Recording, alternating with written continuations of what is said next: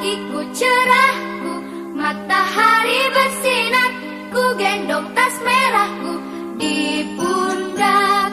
Selamat pagi semua, ku nantikan dirimu di depan kelasmu, menantikan kami. Guruku tersayang, guru tercinta, tanpamu apa jadinya aku? Tak bisa baca tulis, mengerti banyak hal, guruku terima kasihku. Nyatanya diriku kadang buatmu marah, namun segala maaf kau berikan.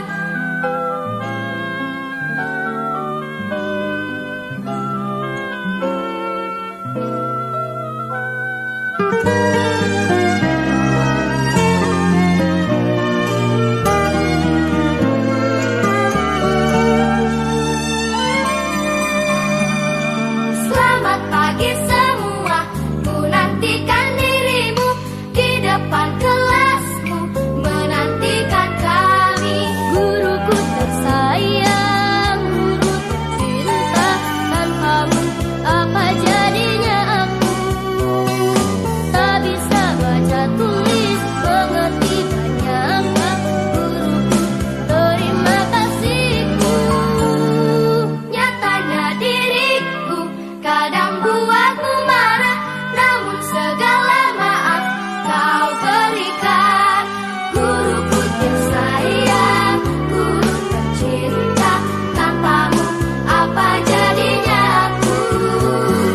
Tak bisa baca tulis, mengerti banyak hal, guruku terima kasihku. Saya mohon izin pindah ke situ ya. Maaf, Pak. Kan saya tidak tahu. Kalau di sini kan saya kelihatan pandut di belakang ya. Ya, ya kan di surga itu katanya itu ya. Ya, kita mulai ya, Ibu. Bismillahirrahmanirrahim. Assalamualaikum warahmatullahi wabarakatuh. Waalaikumsalam warahmatullahi wabarakatuh. Yang terhormat Bapak Kepala Sekolah SDN Ciapus 4 serta rekan-rekan guru dari kelas 1 sampai dengan kelas 6 yang saya banggakan. Pertama-tama marilah kita panjatkan puji dan syukur kehadirat Allah Subhanahu wa taala karena atas rahmat dan hidayahnya hari ini kita semua diberikan kesehatan sehingga Ibu dan Bapak dapat mengikuti kegiatan yang akan saya sampaikan di waktu kali ini. Yang pertama saya mohon maaf kepada Bapak Kepala Sekolah maupun ibu-ibu di sini. Keberadaan saya di depan ini bukan ingin mengajari ibu-ibu, tapi ada beberapa hal atau materi yang saya dapatkan di pendidikan guru penggerak yang saya rasa sangat bagus untuk disampaikan kepada rekan-rekan. Karena apa? Sebelum saya sampaikan ke tingkat lurus maupun tingkat kecamatan, alangkah baiknya saya sampaikan dulu ke rekan-rekan yang ada di sekitar. Diri Kabatu mah disampaikan, hari kami catat dan disampaikan. Oke, baik Ibu dan Bapak, sesuai dengan slide yang sudah dilihat di depan, di situ adalah budaya positif SDN. Apa sih itu budaya positif? Ibu dan Bapak, sekarang kita memasuki di semester awal. Di semester awal, semester 2 ada beberapa hal yang harus kita kerjakan sebelum kita melaksanakan pembelajaran. Ibu dan Bapak harus tahu apa sih itu budaya positif. Oke, budaya positif yaitu nilai-nilai, keyakinan-keyakinan dan kebiasaan-kebiasaan di sekolah yang berpihak pada murid agar murid dapat berkembang menjadi pribadi yang kritis, penuh hormat dan bertanggung jawab. Jadi Ibu dan Bapak, pendidikan paradigma pendidikan yang baru itu sekarang tidak menekankan terkait masalah akademik, tapi bagaimana anak mempunyai kebiasaan-kebiasaan yang baik, baik itu dari kelas 1 sampai dengan kelas 6. Jadi seperti contoh, misalkan apa kebiasaan-kebiasaan yang baik? Anak setiap masuk kelas cium anak misalkan sebelum dia melakukan kesalahan dia langsung meminta maaf. Itulah budaya-budaya positif, nilai-nilai keyakinan-keyakinan yang harus kita sebagai guru diterapkan kepada murid. menjadi terpatri dalam dirinya bahwa oh ini saya melakukan kesalahan, berarti saya harus segera minta maaf. Oh saya ketemu dengan orang yang lebih dewasa, saya harus mencium tangan. Itu adalah kebiasaan-kebiasaan di sekolah yang harus kita rencanakan di awal pembelajaran di semester 2 ini, atau lebih bagusnya di awal tahun pembelajaran. Oke. Nah, disiplin positif. Nah, apa itu disiplin positif? Disiplin adalah karakter seseorang yang bertanggung jawab terhadap apa yang mereka lakukan karena telah dapat mendasarkan tindakannya pada nilai-nilai kebajikan yang besar. Di sini ada contoh-contohnya: tanggung jawab, jujur, bersyukur, berusaha, prinsip, integritas, dan lain sebagainya. Itu terkait masalah disiplin. Lalu, Bu, Pak, sebelum kita menerapkan kepada peserta didik kita harus introspeksi diri. Apakah kita sudah termasuk disiplin atau tidak? Jangan kita menjalankan anak-anak jadwal pelajaran kalian masuk jam 7, pulang jam 10, ibu bapaknya datang jam 7 lewat 10. Jangan harap berhasil pendidikan namun kita sebagai teladan dan contohnya tidak mencerminkan kedisiplinan. Jadi sebelum ke peserta didik, diri kita dulu sendiri tanamkan bahwa disiplin itu karena kita menghadapi siswa atau manusia. Kita ingin membentuk karakter yang baik, tapi karakter kita buruk. Jangan harap karakter anak kita baik. Diri kita sendiri dulu yang baik sebelum kita mengajarkan kepada peserta didik. Seperti yang tadi contoh budaya positif, kebiasaan yang positif. Kita ingin menanamkan contoh misalkan disiplin tepat waktu, disiplin menghormati yang lebih tua, disiplin misalkan sholat duha, disiplin misalkan membaca 15 menit sebelum pembelajaran. Kitanya dulu, kitanya sanggup nggak melaksanakan itu? Harus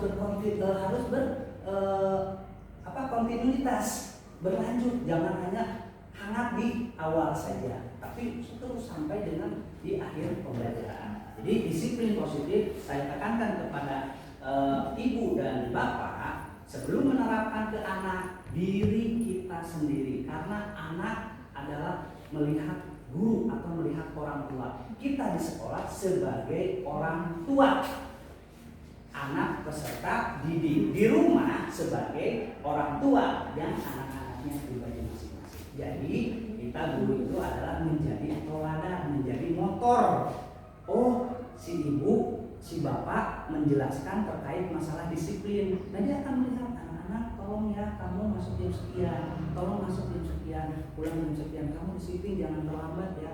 Kita dulu harus melaksanakan apa yang kita tanamkan kepada orang lain. Jadi memang mana guru sholatnya, kita sendiri yang harus sholat. Kamu harus disiplinnya, kita dulu yang harus disiplin. Oke, selanjutnya, kenapa muncul istilah disiplin positif? Disiplin patuh terhadap aturan atau ada kesan ketidaknyamanan atau terpaksa. Kalau kita dipaksa dengan peraturan, kamu harus disiplin ya. Kenapa? Di dalam materi guru penggerak ditambahkan disiplin positif. Jadi timbul di dalam diri sendiri. Jangan hanya karena peraturan, karena hanya peraturan tata tertib atau jadwal yang sudah kita laksanakan masuk jam 7 sampai pulang jam 10, tapi karena terpaku dengan peraturan tapi tidak diyakini dalam diri kita, itu hanya akan menjadikan menimbulkan kewajiban. Ya, dengan kita bahwa meyakini bahwa itu suatu kebutuhan bagi kita. Nah, disiplin seharusnya terbentuk karena motivasi intrinsik, yaitu dari dalam diri seseorang yang telah terinternalisasi karakter. Jadi karakter kita sebagai guru harus baik dulu, karena kita mah model di kelas kita. Anak itu melihat kita dari ujung kepala sampai ujung kaki, dia melihat, oh orang tua saya seperti ini, oh bicara orang tua saya seperti ini, oh tutur kata orang tua saya seperti ini, dan dia akan melihat. Jangan salahkan anak kalau berbicara, ibu bapak, kalau misalkan kamu kenapa datang ke sekolah telat? Kan ibunya belum datang ke sekolah telat. Jangan salahkan seperti itu, karena anak sekarang sudah mulai kritis, sudah mulai pintar, sudah mulai melihat. Walaupun dia tidak berani mengungkapkan, tapi dia akan akan berbicara kepada orang tuanya, Pak, Bu, tapi anehnya si ibu atau si bapak masuk jam 7, tapi mulainya jam 7:10. Terapkan disiplin. Jadi sebelum kita menerapkan ke anak, terapkan diri kita sendiri. Oke, disiplin positif yaitu bertujuan untuk menumbuhkan kesadaran serta memberdayakan murid untuk melakukan sesuatu tanpa sokongan, ancaman ataupun hukuman. Ya tadi saya bilang, lamun kurangnya disiplin doang karena peraturan itu akan terkesan terpaksa, ketidaknyamanan karena terpaku kena peraturan, keyakinan, motivasi di diri kita. Aku ingin anak-anakku berkarakter baik, berarti kita yang harus berkarakter baik. Saya pribadi merasa jauh dari kata belum benar menjadi guru yang baik. Tapi yuk kita sama-sama menjadi guru yang baik. Bagaimana caranya? Sebelum kita menerapkan sesuatu hal kepada anak, kita dulu yang harus dibaikkan terlebih dahulu. Nah, di sini ada keyakinan kelas. Apa sih keyakinan kelas? Selama ini mindset saya pribadi ternyata kita selama ini membuat peraturan kelas, tata tertib kelas atau tata tertib peraturan yang ada di sekolah itu salah, Bu. Kenapa yang disebut salah? Jadi kita tidak melibatkan murid. Contoh, ulangnya saya pribadi ideal mana kita rambutnya gondrong, kunaon teu dipotong, orang nyarekan we. Padahal kita nggak ngaca dari kita.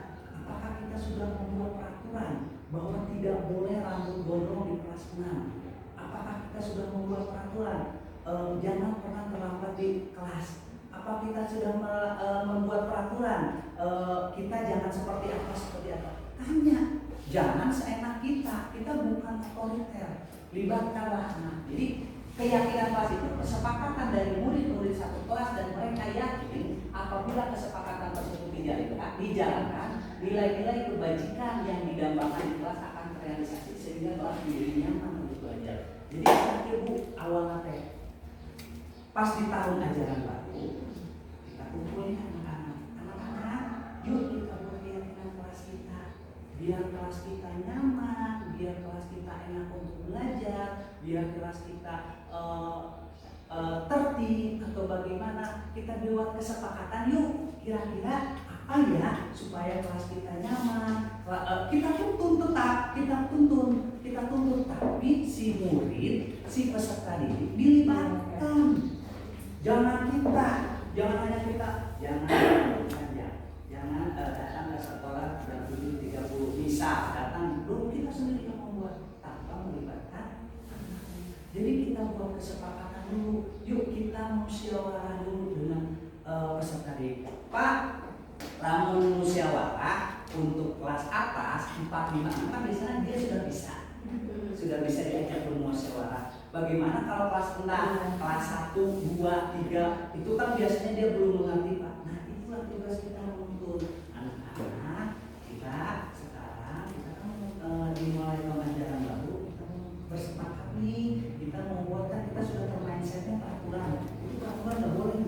Jadi harus keyakinan kita bahwa kalau tidak dilakukan itu akan membuat lingkungan itu tidak nyaman atau membuat lingkungan itu menjadi berantakan. Jadi kita mindset kita rubah dulu. Kita buat tata tertib ya, kita buat ini jangan. Kita buat keyakinan atau kesepakatan ya, apa yang akan kita jalankan sampai satu tahun pembelajaran ini.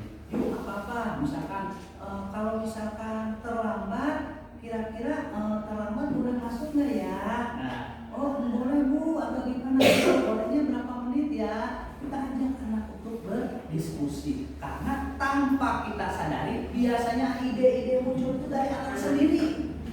Jangan kita merasa pintar sendiri di kelas itu, jangan merasa kita hebat sendiri. Karena kita tidak tahu bahwa sebenarnya ada ide-ide muncul dari tanpa kita sadari, anak-anak itu mengeluarkan unek-unek yang selama ini mungkin tertekan atau bagaimana. Jadi Ibu dan Bapak, mindset kita setelah ini yuk kita ubah bareng. Saya pribadi jujur masih berat untuk menjalankan sebagai guru penggerak ini karena apa ya namanya? Secara pribadi karena kita harus benar-benar menjadi role model bagi, saya tidak memberikan guru yang lain, Karena tanggung jawab pribadi saya adalah anak didik saya. Kalau anak didik saya tidak berhasil, Bu, Pak, berapa puluh tahun kemudian si anak itu mencontoh kita yang tidak baiknya, dosa kita akan terus berjalan.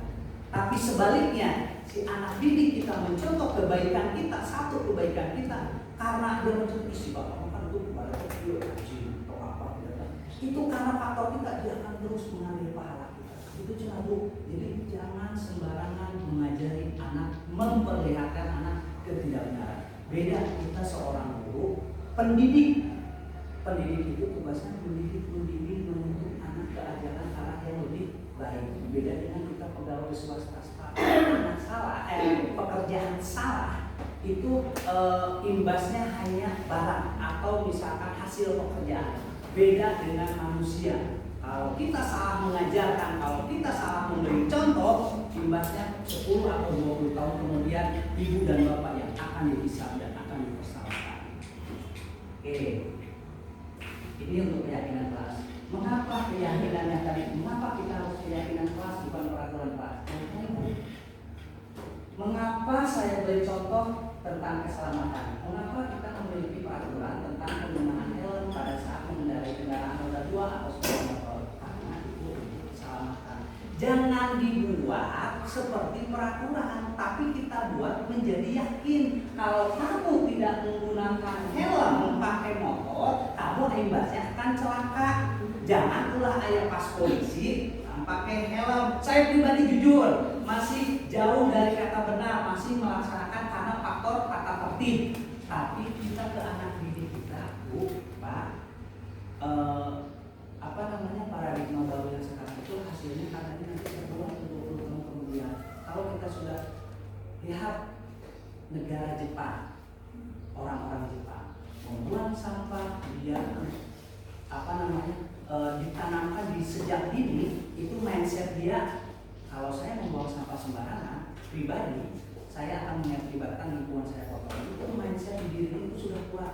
Jadi tugas kita sebagai pendidik ulah nanti kasih anak siul karena peraturan, tapi dia yakin kalau saya pribadi. Contoh kita pribadi, kita bekerja jangan hanya mau dilihat oleh kepala sekolah, atau jangan hanya karena peraturan kita kudu datang jam 7 pulang jam 2 misalkan, atau seperti apapun itu kita ngajar harus benar. Jangan hanya kata itu, tapi karena keyakinan diri. Orang mau kepala sekolah atau siapa mikir Allah Maha Mendengar. Allah melihat bahwa kalau kita tidak bekerja dengan sungguh-sungguh, ya efeknya akan kita diri kita sendiri. Jadi itu yang saya tekankan kepada guru. Walaupun ini sebenarnya kita harus membuat yakin, mungkin kita jadi jangan kata tertib ya, tapi keyakinan. Terus disiplin, kita jangan disiplin aja ya, tapi disiplin positif, yang artinya kita harus meyakini bahwa disiplin itu penting untuk diri dan lingkungan. Tapi saya pribadi, menurut saya, sebelum kita melaksanakan peserta didik, kita dulu yang harus menjadi contoh. Contohlah yang baik, anak akan melihat yang baik. Jangan kita berbicara ke anak ibaratnya, kamu jangan begini ya, tapi kita sendiri yang melakukan. Oke, dan disitu sama ya, mengapa kita memiliki peraturan tentang penggunaan masker dan mencuci tangan sekarang, tapi untuk kesehatan. Jadi kita harus meyakini itu. Nah, Ibu dan Bapak, di sini saya pelajari modul selama pendidikan 2 bulan, sekitar 2 bulan. Ada katanya 5 posisi kontrol guru terhadap murid. Yuk kita ngaca terhadap diri kita sendiri. Saya pribadi. Nah, posisi kontrol guru terhadap murid yang pertama ada sebagai penghukum, yang kedua sebagai membuat murid merasa bersalah, yang ketiga sebagai teman, yang keempat sebagai pemantau, yang kelima sebagai manajer. Di sini ada 5 kontrol atau 5 peran guru yang selama ini bertahun-tahun kita jalankan. Kita ngaca di posisi mana selama ini kita berada, di apakah di sebagai penghukum, sebagai pembuat murid merasa bersalah, sebagai teman, sebagai pemantau, atau sebagai manajer. Nah, contoh penerapan 5 posisi kontrol. Kasus ada mungkin sering datang terlambat, jadi banyak segala macam. Lamun kontrol guru sebagai penghukum, dia akan langsung murid diminta push up 10 kali atau yang lainnya. Dia datang terlambat. Kamu datang terlambat ya? Kamu ngerjakan ini, kamu bersihkan WC, kamu keliling, kamu ambilin sampah. Itu adalah fitur hubungan hukum. Yang kedua ada lagi pembuat rasa bersalah. Guru memberitahu sudah berapa kali kamu terlambat, begitu parahnya kamu. Ayo mana teh sedangkan teh mana dia telah teh. Yuk deh mana dia sampai masuk ke pembelajaran. Ayo mana teh bisa sih ngelakukan belajar materi kalian teh itu bisa mana itu bisa mulai tinggal atau mulai mah. Nah, menjudge. Nah, itu pembuat rasa bersalah si siswa. Nah, terus yang ketiga teman. Dia akan berkata seperti di situ. Ayolah, jangan terlambat lagi. Buat senang guru ini, jangan terlambat lagi ya. Kamu gimana sih? Kan udah terlambat. Kita seperti teman terhadap murid. Terus yang keempat sebagai pemantau. Karena kamu terlambat 10 menit ya. Jam 7, maka nanti waktu istirahatmu dipotong ya 10 menit untuk memahami penjelasan yang saya jelaskan 10 menit pertama. Tadi kan Bapak harus belajar ya, 10 menit ya. Kamu baru datang. Berarti kamu nanti istirahatnya belakangan ya, karena kamu kan datangnya terlambat. Nah, itu dia tipe pemantau. Lihat detail. Wah, ya nanti peraturan datang jam 7, dia datang jam 7.10 menit. Si etanya dulu ada hukuman 10 menit. Nah, Ya, sama. terus manajer. Nah, tipe manajer. Kamu tahu nggak kesalahanmu? Kira-kira bagaimana kamu akan memperbaiki kesalahan ini? Nah, Ibu dan Bapak, di antara 5 posisi kontrol ini, sebagian besar guru di Indonesia adalah sebagai tipe hukuman dan pembuat rasa bersalah. Betul tidak? Betul. Nah, jadi senang Bu, kenapa pendidikan kita peringkatnya selalu tidak di atas? Karena kita sebagai penghukum dan pembuat rasa bersalah. Udah Bu, kamu mesti pikirkan contoh. Ayo mana itu bisa sih kalian bulat-bulat sama puji turunan gitu. Padahal kita sendiri kalau seperti itu akan berkembang tidak? Jadi kita tanya lah, makanya kenapa kalau nilai, contoh punten kita mengajarkan materi tentang perkalian, jumlah murid ada 30, anu ngerti kan ayat 10, anu teu ngerti 20, anu salah saha. Berarti ibu dan bapak belum menemukan metode yang tepat. Coba lah mengajarnya benar, nyalahkeun budak. Itu bisa maca, itu bisa apa? Tahu, saya mengalami bertahun-tahun kayak budak nepi ka kelas 6 terbata-bata. Tapi yang salah saya guru. Karena apa? Setiap anak mempunyai bakat dan minat masing-masing. Dia punya kelebihan, tinggal kitanya aja sebagai duta. Itulah tugas kita sebagai pendidik, menemukan cara kumanya. Karena setiap anak berbeda-beda. Tidak bisa ayo jelema anu pintar, budak anu pintar diterapkan langsung berat diberes soal atau misalnya diterapkan dia, ada yang mengerti, ada yang tidak. Jadi seperti itu Ibu. Jadi mulai sekarang, jadi Pak, kumaha posisi yang kita harus menjadi seorang guru, yaitu sebagai atau sebagai teman atau sebagai pemantau, jangan sebagai penghukum atau pembuat rasa bersalah. Pak, tapi dalam pemantau kumaha dikasih hukuman atau apa? Yang tadi hubungannya dengan keyakinan keras, yang menjadi keyakinan keras. Kalau kita sudah isi anak, tetap anak harus diberikan hukuman, tapi hukumannya mendidik.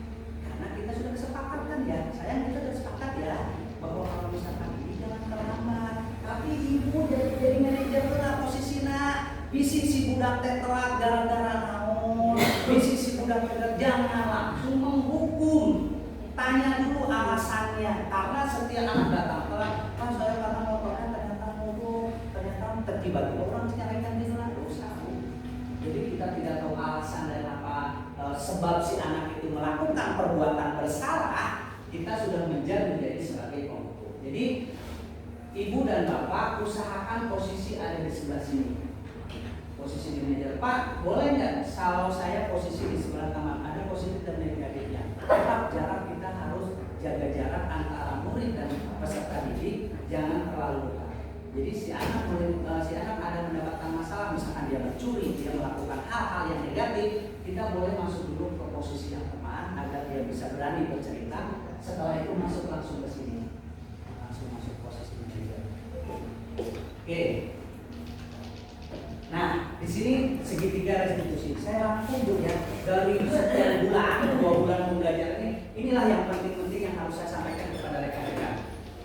segitiga restitusi. Nah, Bu, Pak, kalau ibu dan bapak dimanapun nanti menghadapi masalah, anak ada masalah, apapun masalahnya, gunakan segitiga restitusi ini. Kenapa maksudnya segitiga restitusi ini?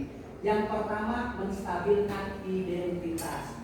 Maksudnya tidak ada manusia yang sebenarnya mengatakan, contoh, si anak mencuri atau hal negatif atau apapun. Contoh misalkan Alif, si Alif gandeng atau si Alif gelut, misalkan menghajar, Alif menghajar temannya atau gimana, kita panggil. Dan kita langsung dianggap posisi menstabil. Tadi posisi udah manajer ya. Posisi manajer, alasan kenapa kamu ngomong gini, kenapa kamu memukul teman kamu, kenapa kamu begini, kenapa kamu jangan langsung menghukum.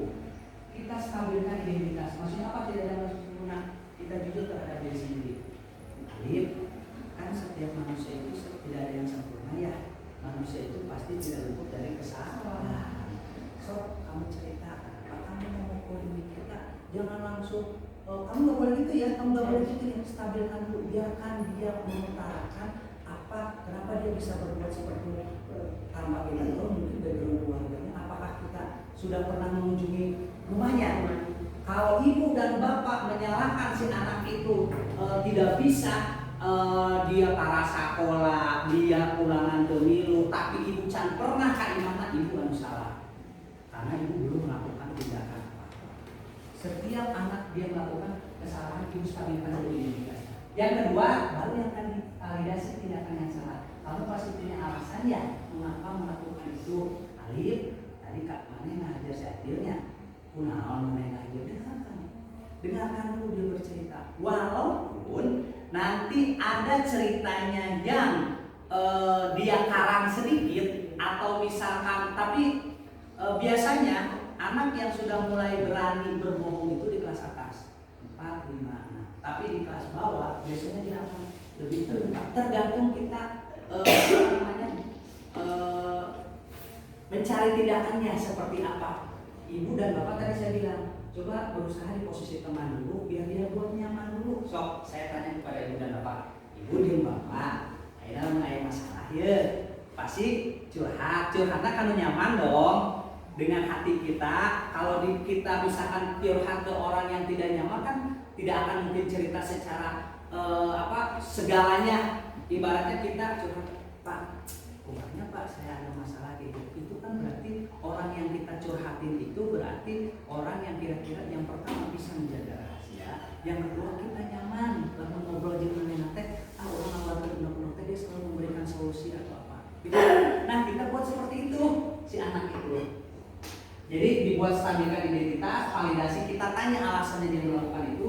Yang ketiga menanyakan keyakinan. Apa bayangan kita tentang kelas yang ideal? Yang tadi setelah kita buat keyakinan kelas yang sudah dibuat di awal, dia melakukan pelanggaran, kita tanya saya atau Alif atau apa, misalkan apa seperti itu, kita udah buat ya, ada nggak sih keyakinan kelas atau misalkan yang sudah kita kesepakatan, yang sudah kita kesepakati dari awal, dilanggar nggak misalkan. Tapi misalkan contoh gini, dia berantem, dia menghajar, ibu tidak ada kesepakatan di awal, salah ibu.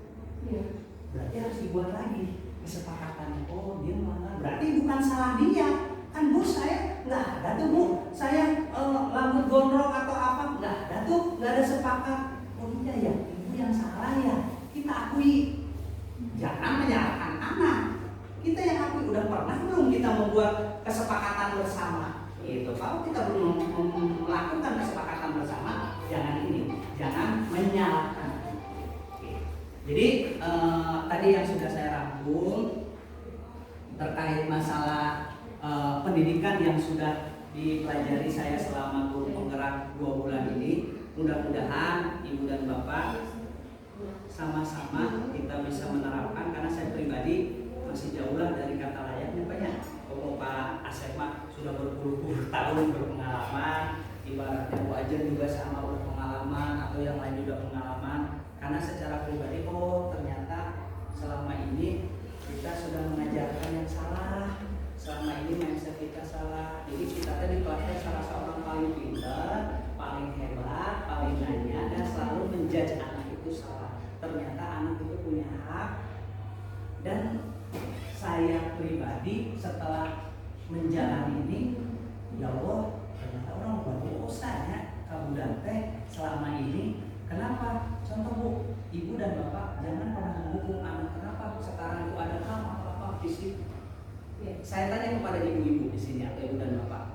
Kita di sekolah kelas SD, SMP, atau SMA, ingat nggak kalau misalkan ada guru yang kasar ke kita, misalkan berbuat kasar atau majiwir atau magafok atau pasti sampai sekarang akan terpatri di diri dia, di dalam otak dia. Si Pak Apang itu pernah maledo pakai kapur. Si Pak Apang yang dia ingat adalah hal yang kejelekannya, padahal 9 kebaikan kita akan terhapus oleh saat itu.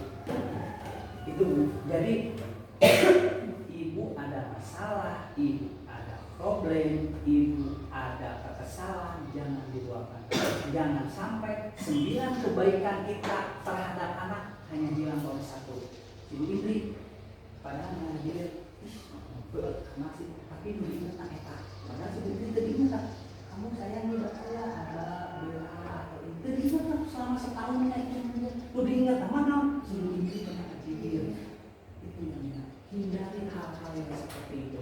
Hindari hal-hal kita berkata yang keras, berkata yang kasar. Takutnya anak yang akan dilihat dari 10 itu 1 kejelekan, 9 kebaikan yang sudah kita perbuat selama ini akan hilang begitu saja. Itu ya ibu dan bapak, saya mohon maaf terkait masalah materi yang ini karena saya pribadi jujur belum jauh dari kata layak guru yang baik. Yuk kita saling mengingatkan, kita saling bersama-sama. Yang kita hadapi adalah peserta didik, yang kita hadapi adalah anak siswa, yang kita sebagai orang tua, ingat kita adalah sebagai orang tua di sekolah, yang kita tugas kita adalah mendidik dan menjadikan dia menjadi karakter yang baik. Saya ada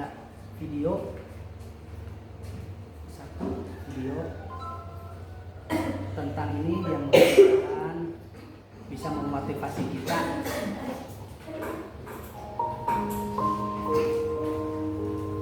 Kisah tentang pohon apel. Alkisah ada sebuah pohon apel yang sangat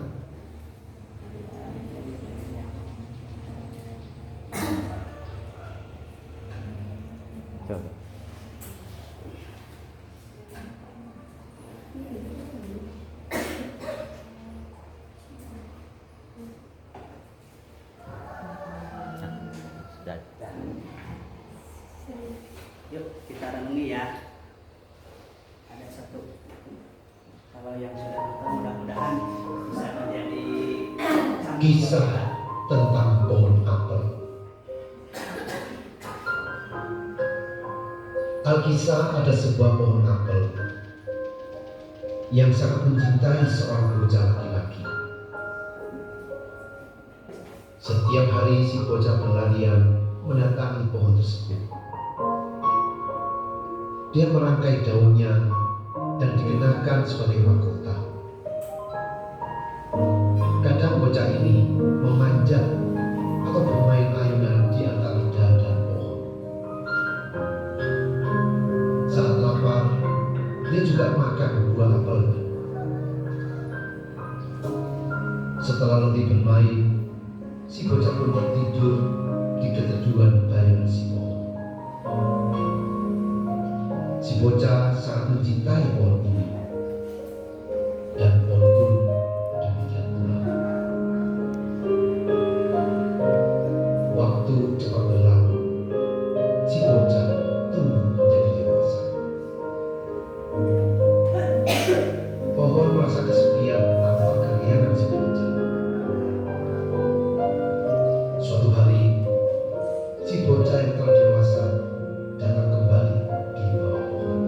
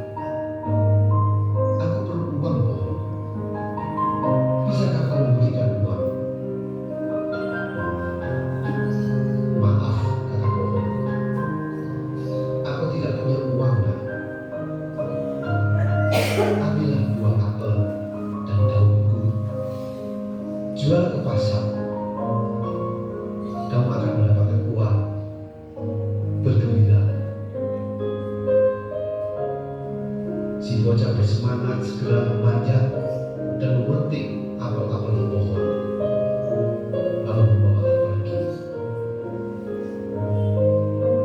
Lama sekali setelah itu, si bocah tidak datang lagi. Pohon merasa sedih dan sepi. Hingga suatu hari, si bocah datang kembali. Pohon merasa sangat gembira hingga bergetar. Ayo nak, naikkan padaku. Bermainlah seperti dulu. Aku sangat sibuk, tidak sempat lagi bermain memanjat pohon, kata si bocah. Aku ingin sebuah rumah untuk mengharapkan diri. Bisakah kamu memberi? Tanya si bocah berharap. Pohon pun menjawab, aku tidak punya rumah. Hutan adalah rumahku. Tapi kamu bisa membelah hutan dan memotong dahan-dahanku untuk membuat rumah. Si bocah segera menebang dahan di pohon dan membawanya pergi. Namun lama setelah itu, si bocah tidak datang lagi. Saat si bocah datang lagi, saking gembiranya, pohon tidak mau berkata banyak. Ayo nak, bermainlah. Aku sudah tua. Bocah yang telah berumur itu melanjutkan. Aku ingin sebuah perahu yang bisa membawaku pergi. Bisakah kau memberiku sebuah perahu? Tebanglah aku dan buatlah perahu. Pergilah berlayar dengan gembira, kata si pohon. Si bocah tua pun menebang kayu dan membawanya pergi. Setelah sekian lama, si bocah tua kembali datang. Pohon berkata, maaf nak, tidak ada apapun yang bisa aku berikan kepadamu lagi. Si bocah tua menjawab, aku pun sudah tua. Yang aku butuhkan tidak banyak lagi. Aku hanya ingin tempat yang tenang untuk beristirahat, karena aku sangat letih. Tepat sekali, aku sisa pohon yang sudah tua, sangat tepat untuk kamu gunakan untuk duduk. Marilah, beristirahatlah di badanku. Si bocah tua pun dengan badan terbungkuk meletakkan diri di atas pohon untuk beristirahat.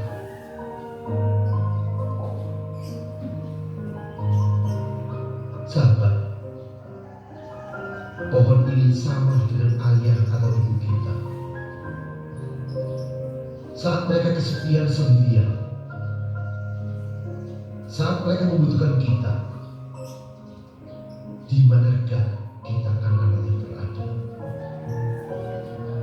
Semua telah diberikan kepada kita. Berapa banyak waktu yang kita sisihkan untuk mereka? Berapa perhatian yang telah kita berikan kepada mereka? Suatu hari kelak, kita pun akan menjadi seperti pohon itu. Semoga kita pun bisa menjadi pohon yang berbahagia.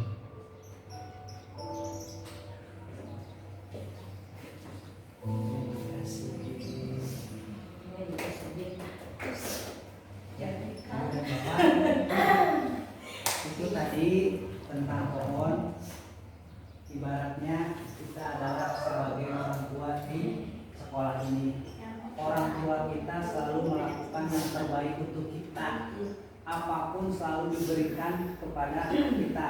Nah sekarang coba tanya dalam diri hati kita, apakah kita sudah melakukan yang terbaik untuk peserta didik kita? Orang tua selalu melakukan yang terbaik. Jadi pesan yang ingin saya sampaikan tadi, jadilah orang tua yang baik.